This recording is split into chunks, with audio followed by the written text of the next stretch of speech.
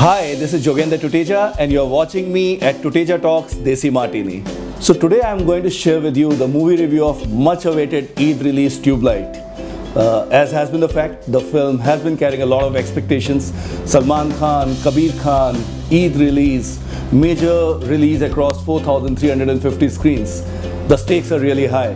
The expectations are good. Of course, the promo did give a kind of impression that this is not going to be one of those quintessential Salman Khan entertainers.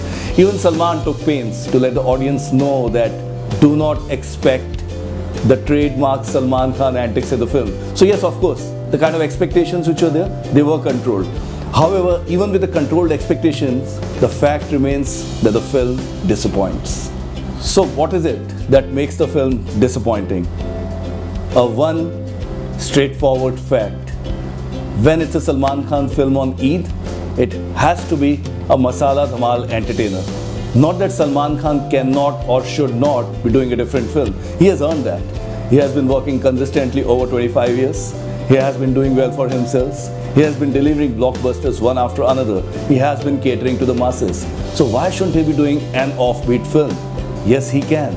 However, that needs to meet the kind of expectations that audiences have on a particular occasion. Now, if it was a regular release, say for example a release in the month of April, a release in the month of September, something that came in November, all of that would still have been okay. However, when you bring in a festival release, you say it's an Eid release, the expectations of course soar.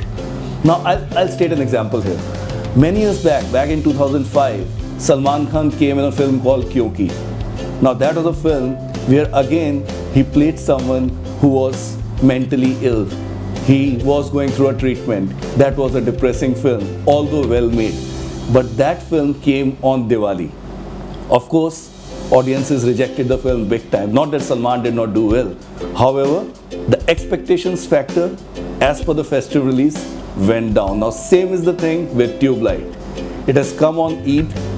One thought that this is going to be an entertainer, if not a mega quintessential Salman Khan entertainer, but an entertainer nonetheless. What it turned out was unfortunately a largely dull and, if I may say, even a boring affair. So what is it that makes this a boring affair? Now, surprisingly, the boredom traverses from the first half to the second half as well. There isn't anything like the first half is good, the second half went down, the first half was okay, the second half got elevated. No, none of that. Unfortunately, the boredom just stays. Let me share an example. In the first half, there is so much about the Gandhian principles as well as this entire yaqeen factor that ultimately gets on your nerves. It goes on for 15, 20, 30, 45 minutes, and the conversations between Om Puri, who is shown like a mentor to Salman Khan, just do not end. You end up wondering what was the film all about. We thought that it was about Salman Khan and the little kid. We thought that it was Salman Khan and Sohail Khan. We thought it was about the Indochina war. But what you end up seeing are these entire lengthy talks about Gandhian principles in yaqeen. Now, the second half. Now, this is where you eventually get to see this entire shaking the mountains, moving the mountains, Chattan Hila Dun, and all of these things coming together. Now, you would have thought that yes, this is integral to the film's plot. It will go on for about a scene or two or three. But you know what? It just goes on and on and on.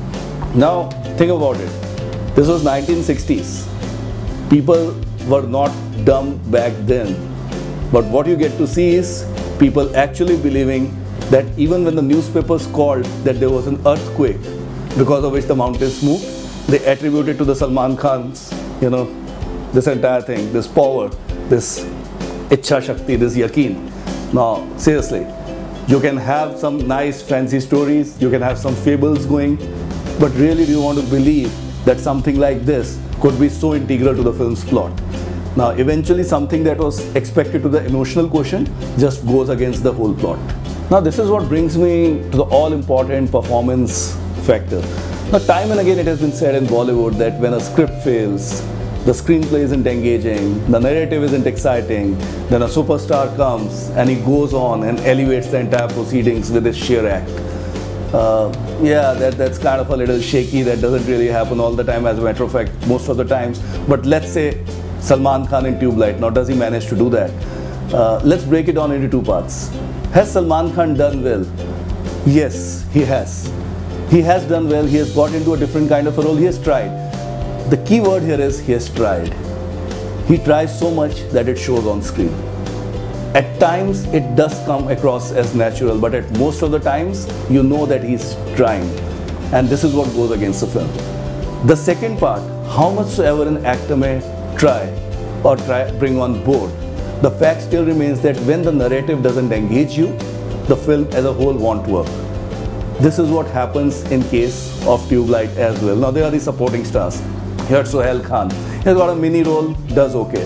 There's a Chinese girl, Zuzu. Now again, I'm still wondering what was the real contribution that a Chinese actress had to make in the film, considering the fact that she's actually playing an Indian. But let's leave it for another day. The fact still remains she's like decent.